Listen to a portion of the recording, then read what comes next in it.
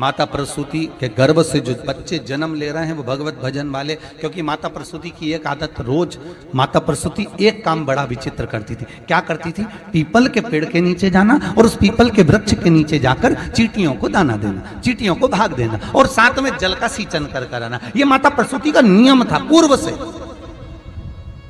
अच्छा, कई लोग कहते हैं महाराज जी आप हमेशा पीपल के पेड़ की पूजन, कहीं समी के पेड़ की पूजन, कहीं बेलपत्री के पेड़ की पूजन, कहीं ना कहीं आप पूजन का विधान बताते रहते हो। ये पूजन का विधान अगर हम पढ़ें तो किस पुस्तक में पढ़ें? तो भैया स्कंद पुराण में से निकाल लो, सारी पुस्तकों का भाव मिल जाएगा आपको।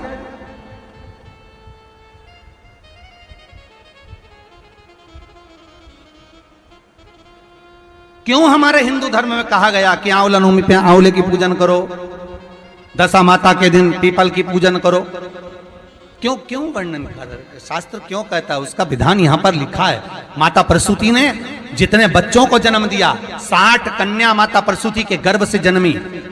माता प्रसूति के गर्भ से पुत्रों का भी जन्म हुआ, पर जितनी कन्या और जितने पुत्र का जन्म होता था माता प्रसूति उनके गर्भ के समय पर पीपल के वृक्ष की परिक्रमा करती, पीपल के वृक्ष में दाना देती, पीपल के वृक्ष में जल का सिंचन करती, पीपल के वृक्ष में पूजन करने के लिए जाती। तो माता अगर मन में भाव होगा भगवान की भक्ति का, भले सामने पीपल का वृक्ष हो पर भाव अगर मन में होगा तो भगवान संतान भी वैसी ही देगा। अब तुम्हारे मन में तो बस डॉक्टर ने कह दिया बेड रेस्ट है, रिमोट हाथ में लेके दिन भर टीवी, और टीवी में भी कथा नहीं, केवल वो नाटक, और नाटक में भी ऐसे ऐसे नाटक हो गए कि 24 घंटा कहीं ना कहीं की रोती मिले। जब देखो जब नाटक चालू हो ना तो पूरे नाटक में थोड़े ही दिन ऐसे आते हैं जिसमें नाटक के जो रोल करने वाले हैं वो मुस्कुराते हुए दिखेंगे, बाकी के समय तो रोते ही मिलेंगे। तो औलाद भी ऐसी पैदा हुई कि इनको गोदी में रखो तो चुप, नीचे सुला तो पे करे। और कई कई बूढ़ी बूढ़ी माताएं तो फिर कह भी देती है हमारी भी 4 औलाद थी, हमने भी पाला, हमारे भी 6 बच्चे थे, हमने भी पाला,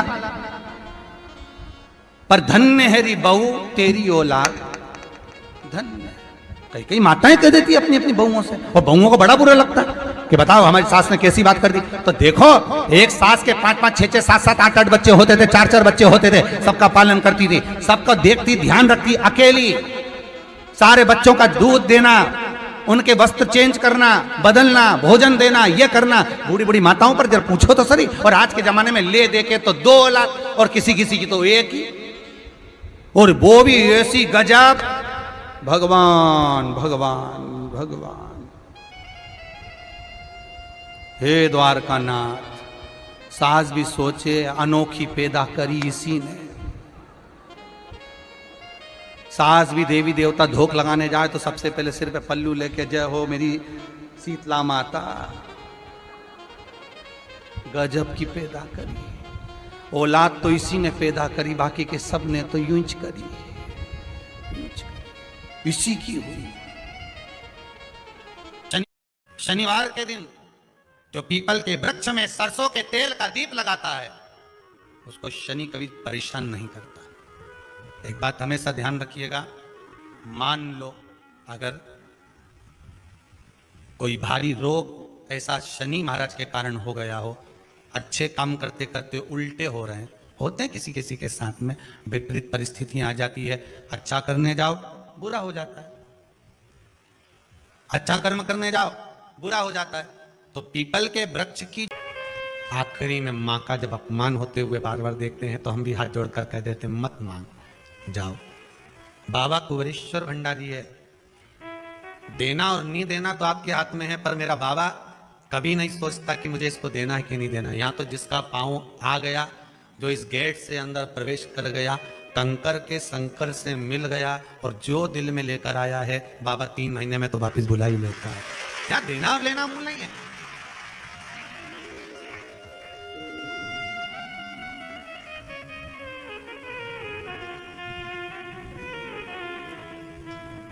यहाँ का बहुत विचित्र भाव है साहब, बहुत विचित्र भाव।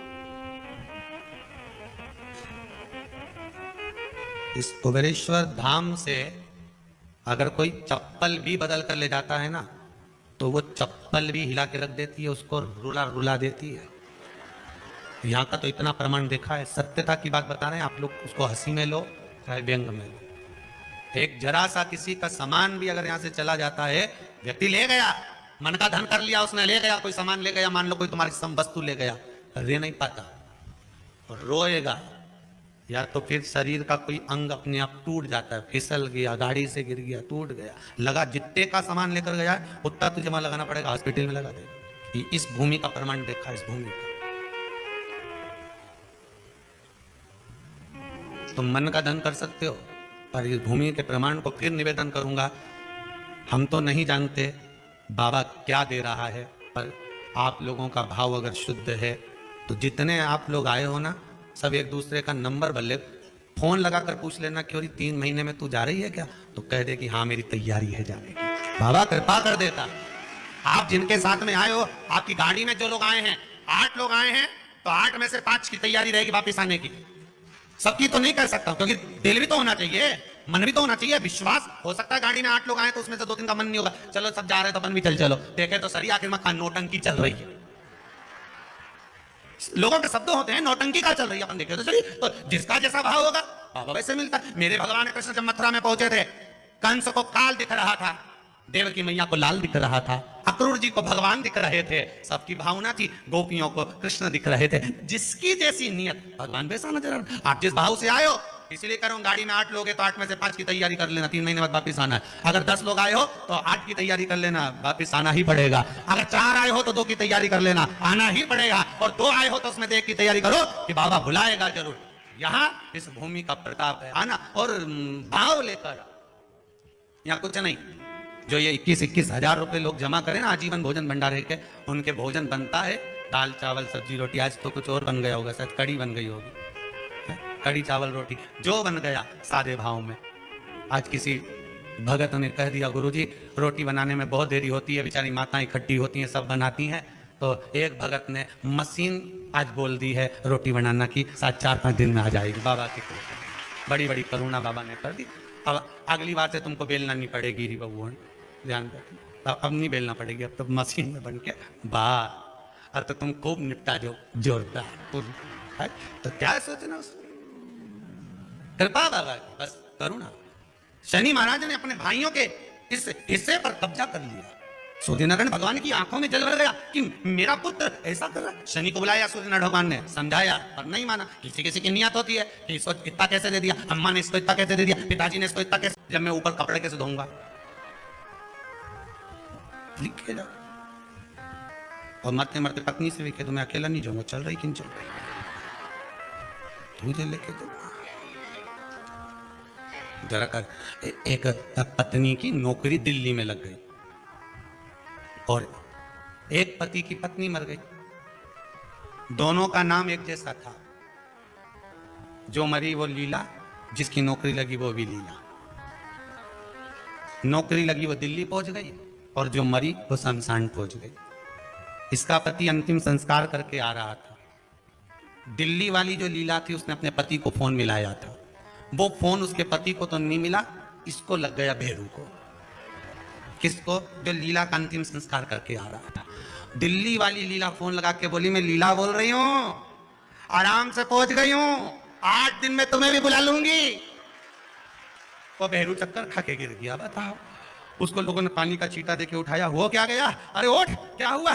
पत्नी का फोन आया था। क्या कह रही थी? मैं आराम से पहुंच गई हूं, 8 दिन में तुम्हें भी बुला लूंगी। इतने में रिश्तेदार बोले अरे वो तो मर गई, फोन थोड़ी ना ले गई। किसी ने दूसरे ने लगा दिया, वो तो दूसरे की लीला का फोन इसके पास पहुंच।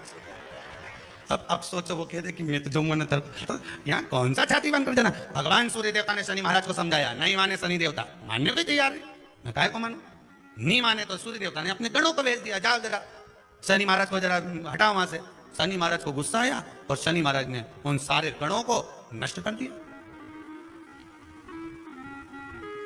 एक बार अगर कब्जा हो जाए तो कोई छोड़े? बड़ी मुश्किल से छोड़े। वो तो अच्छा है शमशान में कोई कब्जा नहीं करे। हाँ, नहीं तो लिख जाए इतनी जगह में हमारा दादाजी मरा था, चकई का सूरमा कह दे। इतनी जगह में हमारा दादाजी मरा था, इतनी जगह में हम सब मरेंगे। बस ये जगह हमारी हो गई। कौन करे वहां कब्जा? कब्जा कौन करे? शंकर भगवान ने इसीलिए तो ऐसी जगह घर बनाया कि जहां कोई कब्जा ही नहीं करे। और दूसरी जगह बना लेते तो लोग कब्जा कर लेते, वहाँ कैलाश तक पे तो छोड़ नहीं रहे। वहाँ भी होटल बनना चालू हो गई आस पास में, वहाँ नहीं छोड़ी। बता अच्छा है कहीं की होटल शमशान में नहीं बन रही, नहीं तो इना मुर्दा जलता थे पर इधर चाउमीन खा, जोरदार जोरदार। और जैसी हड्डियों जले तो चटक चटक करने ने तुम पानी पतासा निपटा। तो अच्छा है कि वहाँ होटल नहीं बनी, दिन का बस चले गई क्या बस चले। शनि महाराज ने सबको भस्म कर दिया, क्रोध आ गया, सूर्य देवता रो रहे हैं, सूर्य नारायण रो रहे हैं। भगवान शंकर की पंचायत में सूर्य देव भी हैं, मतलब शंकर भगवान के मित्रों की गणना में सूर्य आते हैं। भगवान विष्णु, सूर्य नारायण, शंकर भगवान, मां दुर्गा, गणेश जी, ये पंचायत है ना शंकर की, शिव पंचायत। शिव परिवार में कार्तिकेय, गणेश जी, पार्वती जी, शंकर जी, नंदी, ये शिव परिवार। पंचायत में सूर्य देवता आते। सूर्य नारायण को रोता हुआ देखकर भगवान शंकर को बड़ा दुख हुआ। शिव जी ने पूछ लिया क्या बात है, आप रो रहे हो? नारायण क्या हो गया? मेरा बेटा मानने को तैयार नहीं है। आप चिंता मत करो, अभी देखता हूं मैं जाकर। और भगवान शंकर ने जाकर तुरंत सूर्य नारायण भगवान के कहने पर शनि देव को जाकर समझाया। इतने में तो शनि देव आग बबूला हो गए। आग बबूला होकर शनि देव ने कहा, ए शिव, आप मुझे जानते नहीं हो? शंकर भगवान ने कहा, क्या जानना है ये बताओ, क्या जानना है ये बताओ। शनि देव कहते हैं, आप मेरी दृष्टि को नहीं जानते। शंकर भगवान ने कहा, तू भी नहीं जानता कि तेरी दृष्टि खराब कैसे हुई? तेरी दृष्टि को श्राप किसका लगा है तुझे नहीं मालूम क्या? शंकर भगवान ने जब समझाना चालू करा, देख शनि देव, तुम तो कह रहे हो,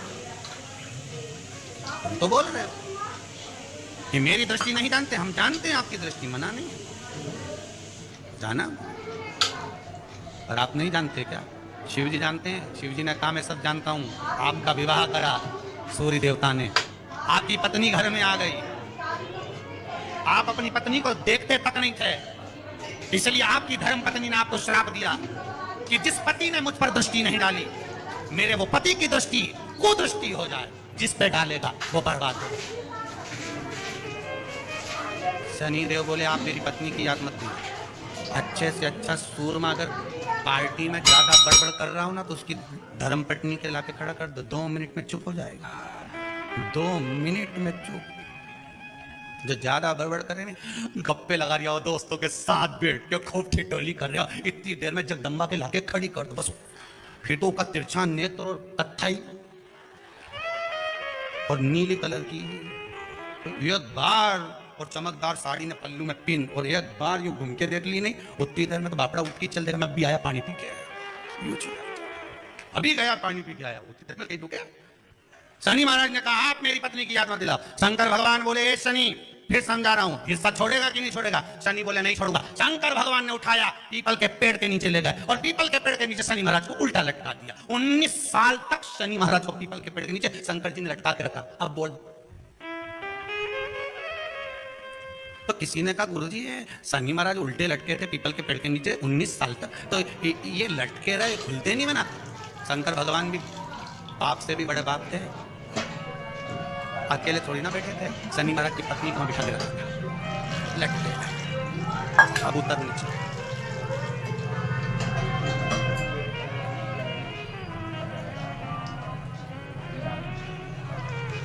शनि महाराज ने देखा, किसी ने मुझे श्राप दिया है, मेरी दृष्टि कुदृष्टि हो गई, और इसको मैं देखना पसंद नहीं करता। तो शनि ने 19 साल तक आंख नहीं खोली। शंकर जी ने भी कह दिया था, यहीं बैठी है, खोल मत लीजिए।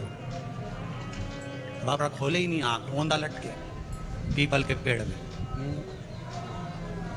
कई बार शनि महाराज ने शिव जी से कहा, गई क्या?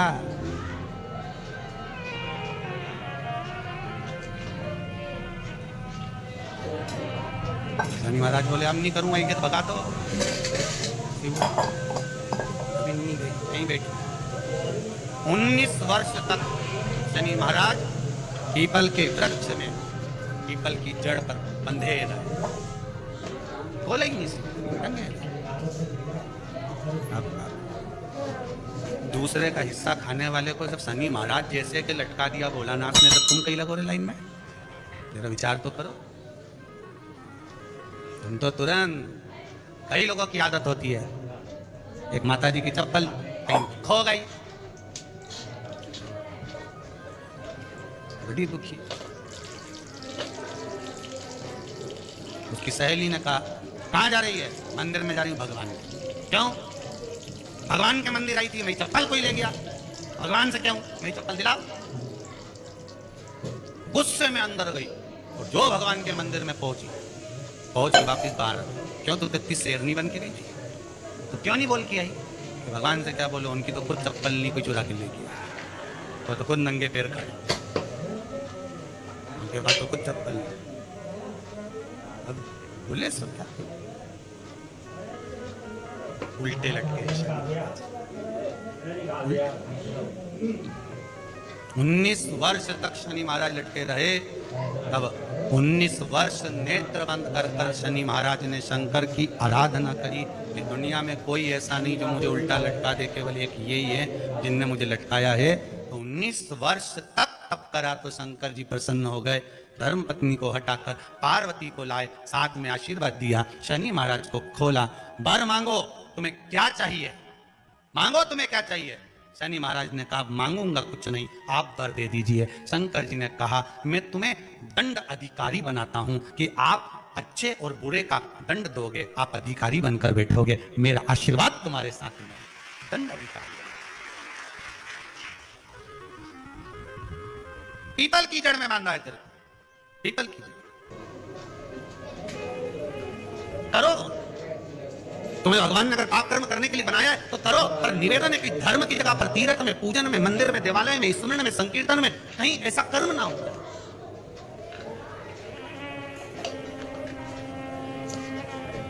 बचिएगा बेकार कर्म से, धर्म की जगह पर जा। उस कर्म का भोग बड़ा विचित्र भोगना पड़ता। सुनीति और सुरुचि दोनों प्रबल हैं। सुनीति के संतान नहीं है, अपनी काका की लड़की से शादी कर दी अपने पति की और उसका विवाह कराई तो सुनीति का गर्भ ठहर गया। भगवान परीक्षा बहुत लेता है, बहुत परीक्षा लेगा। पहले तो भगवान देता नहीं है, और अगर देगा तो भगवान फिर विचार करेगा कि इसने सही जगह पर लगाया कि नहीं लगाया।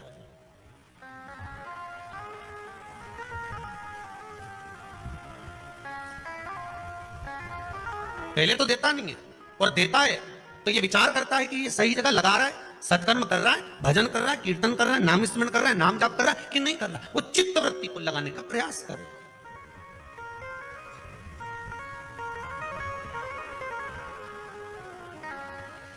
इस मन को सुनीति भी गर्व से हो गई। सुरुचि को लगा मेरे ताऊ की लड़की ने मेरे साथ छल कर दिया, धक्के मार कर निकाल दिया गर्भवती उस नारी को। सुरुचि घर में है, उसका भी गर्व है, सुनीति वन में है, उसका भी गर्व है। समय आया, सुनीति का भी पुत्र हुआ ध्रुव और सुरुचि का भी पुत्र हुआ उत्तम। सुनीति का जो पुत्र हुआ था ध्रुव 4 वर्ष की अवस्था धारण कर कर माँ की गोद में बैठा था। माँ की गोद में बैठा, एक दिन देवर्षि नारद ने उनको कह दिया, कहाँ जा रहे हो? कहा मेरे पिता कौन है मुझे मालूम नहीं है, मेरे पिता। तब देवर्षि नारद कहते उत्तानपाद तुम्हारे पिता है। और उत्तानपाद के पास गया, गोदी में बैठ गया तो छोटी माँ ने उसको गोदी से उतार दिया। तो पिता की गोद में बैठने के लिए रोता है? उतार नीचे। अगर तुझे पिता की गोद में बैठना है तो मेरे गर्भ से जन्म लेना पड़ेगा और मेरे गर्भ में आने के लिए भगवान का भजन करना पड़ेगा। और रोता रोता अपनी माँ के पास चले गया, माता सुनीति के पास में। और नीति होती है, नीति सत्मार्ग बताने वाली होती है। नीति कभी गलत मार्ग पर अपने बच्चों को नहीं भेज सकती।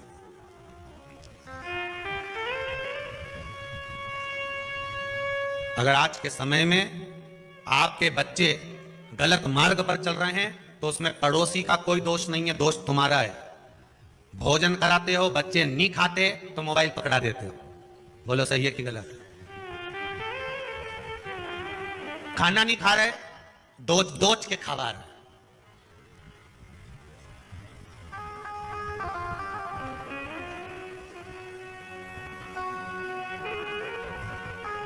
पहले के समय में छोटा सा बच्चा रात्रि को अगर जाग जाता था तो माताएं लोरी गाकर सुलाती थी। बोलो सही है कि गलत है? बहुत प्रेम से हाथ रखकर धीरे धीरे, चंदा मामा पूर के हुआ पकाए,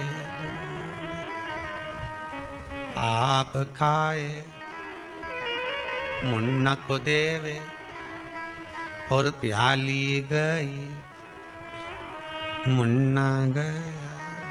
कहते कितने प्रेम से खिलाते थे, सुलाते थे। बच्चा रात को जग जाता, मां उसको स्नेह से सुलाती थी। आज के जमाने में बच्चा जग जाए आधी रात को, तब देखो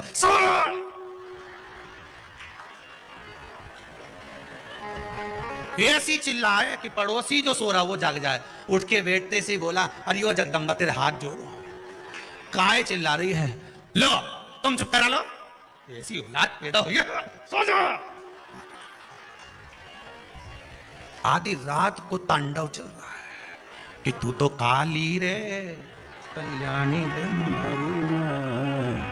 जित देखूं तो जोग मार। तू कौन से गांव से आई मारी माई? कौन गांव के? और तू तो मेरे संग पर नाई मारी। गजब। लो तुम चुप करा लो। अब वो बेचारा दिन भर दुकान में थका, नौकरी में थका, फिर भी आधी रात को लेके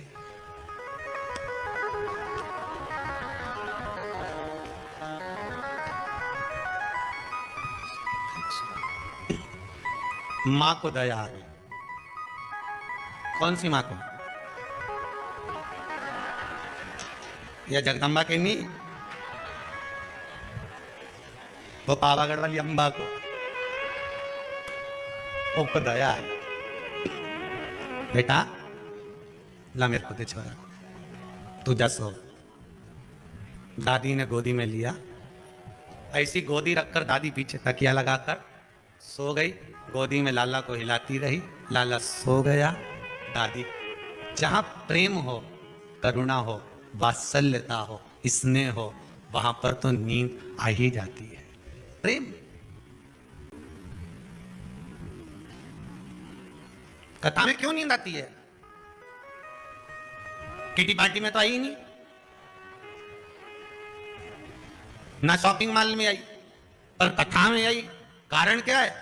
बच्चा सारे मोहल्ले में खेलता है, पर बच्चा जब मोहल्ले में खेलने के बाद अपनी माता की गोद में आकर बैठता है, माँ उस पर हाथ रखती है और बच्चे की आंख में नींद आ जाती है। तो पड़ोसी के यहाँ बच्चे को नींद क्यों ना आई? उसके यहाँ गया था खेलने, वहां क्यों नहीं सोया? वहां गया था, वहां क्यों नहीं सोया?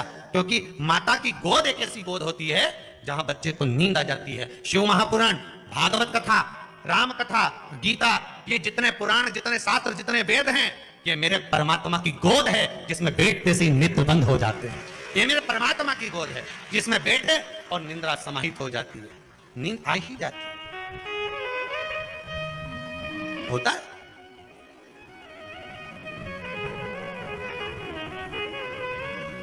एक बार हरदा में कथा थी, लगभग 18 साल पहले की बात होगी, 18-19 साल पहले की। और माँ का दशहरा मैदान में खेल का ग्राउंड था, कथा चल रही थी। कथा में टेंट लगा बहुत सारा, जनता भी खूब, बैठने की जगह अलग नहीं। अब वो एक खंबे से टिक के एक अम्मा बैठ जाए काला चश्मा लगा के। अब वो काला चश्मा लगा के बैठ जाए, उसके पास एक भी नहीं बैठे। अब जब जगह की कमी तो सर के बैठ जा, पर उसके पास एक नहीं बैठे। अब बार बार वही ध्यान जाए कि जब जगह नहीं है तो वहां क्यों नहीं बैठ जाता। हमने 2-4 से कहा कि खसक जा, बैठ जा, तो वहीं से मुंडी हिला।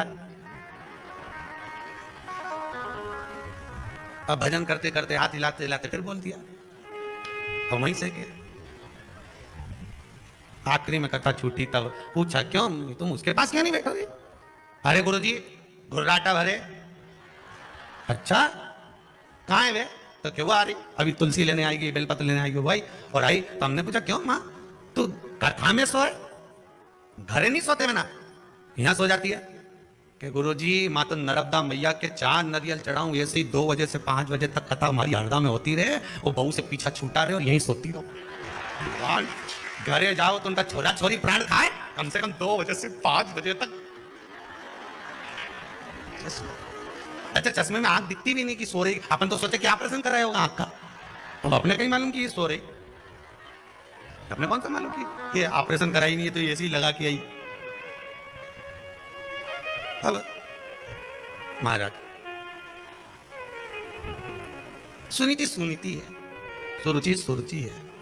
भाव की निर्मलता होगी तो भजन का जो सुख है वो अपने आप प्राप्त हो जाएगा। मैं पिता की गोद में बैठा था, धक्के मार कर निकाल दिया मुझको।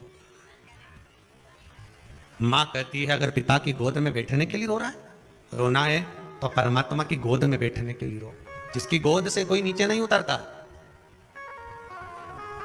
मां कहां मिलेगा वो? सर्वस्व, हर जगह। ब्रह्मदेव जब सृष्टि का निर्माण करे थे तब भगवान विष्णु से पूछा था कि आपके पिता कौन है? शिव। मेरे पिता भगवान शंकर है। शिव कहां है? शंकर कहां है?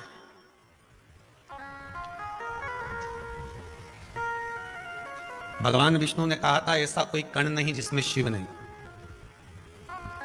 अपने गले की हसली का हीरा भगवान ने चमकाया। उस हीरे की रोशनी जो सूर्य में से निकलकर सामने दीवार पर जा रही थी, उसमें जो एक रेख बन रही थी, उस रेख में जितने कण दिख रहे थे, कभी आप भी प्रैक्टिकल करना, बच्चे लोग कांच चमकाते हैं, उस कांच को दीवार पर लगा दो और वो जो रोशनी जा रही है उसके बीच में आप देखेंगे बहुत बारीक बारीक कण दिखेंगे, बहुत बारीक बारीक। गले के हीरे का जो प्रकाश था, उस प्रकाश की जो रोशनी थी, उस रोशनी के बीच का जो क्रम था, उसमें जो कण कण दिख रहे थे, इतने कण। आप भी प्रैक्टिकल करके देखना, तुम्हारे यहाँ भी धूप आती होगी, छांव आती होगी, तो धूप में कांच रख दो, कांच का उजाला तुम्हारे घर में करो, उसमें जो रोशनी के बीच की जो जगह होगी, उस जगह से उस जगह के बीच में जो प्रकाश जा रहा होगा, उसमें बारीक बारीक ढेर कण हो। भगवान ब्रह्मदेव से कहते हैं यही कण, हर चप्पे चप्पे में, कण कण में शिव तो है। सब तेरी कृपा बिना न हिले एक भी अणु, लेते हैं श्वास तेरी कृपा से तनु तनु। हे गंगाधार मुक्ति द्वार ओमकार तू, आयो शरण तिहारी भोले तार तार तू।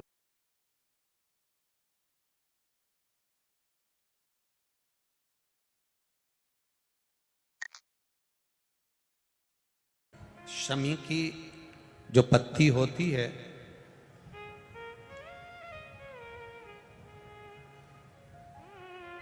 शमी की जो पत्ती होती है, एक पत्ती में जितनी पत्तियां लगी होती हैं और एक पत्ती के अंदर, जरा ध्यान देंगे, जैसे इस पत्ती में ढेर सारी पत्तियां लगी हुई है, उस पत्ती में से भी एक पत्ती तोड़ोगे और एक पत्ती तोड़ने पर उस पत्ती को भी अगर गिनोगे तो उसमें बहुत सारी पत्तियां होती हैं। आज प्रयास करना, अगर कहीं आपको शमी की पत्ती मिले तो जैसे ये पत्ती, इस पत्ती को तोड़ा गया, इस पत्ती में से एक पत्ती निकाली गई और एक पत्ती निकालकर आप धीरे से रखना, उसमें भी बारीक बारीक बारीक बारीक बारीक बारीक बहुत सारी पत्तियां नजर आती हैं। शिव महापुराण की कथा कहती है जो सोमवार की अष्टमी हो या प्रदोष का व्रत हो या 12 महीने की शिवरात्रि हो या किसी भी दिन प्रदोष काल के अंतर्गत शंकर भगवान को एक शमी का पत्ता कोई भूलवश भी समर्पित कर देता है तो जितनी एक पत्ती में पत्तियां होती है और उस पत्ती के अंदर भी एक पत्ती को तोड़ने के बाद जितनी पत्तियां होती है उतने जन्म मृत्यु लोक में मनुष्य के नहीं होते। 84 लाख योनियों में से वो योनियां कट जाती हैं और देव योनि प्राप्त हो जाती। एक शमी पत्र की इतनी महत्वता है, एक शमी पत्र।